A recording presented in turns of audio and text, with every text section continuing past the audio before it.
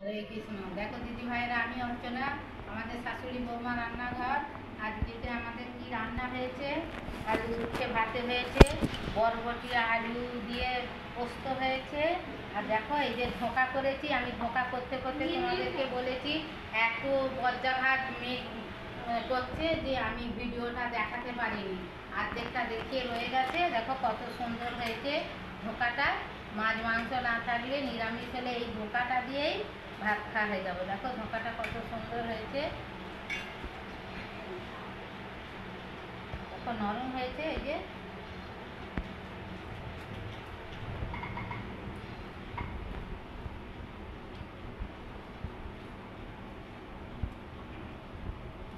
Heavy হয়েছে।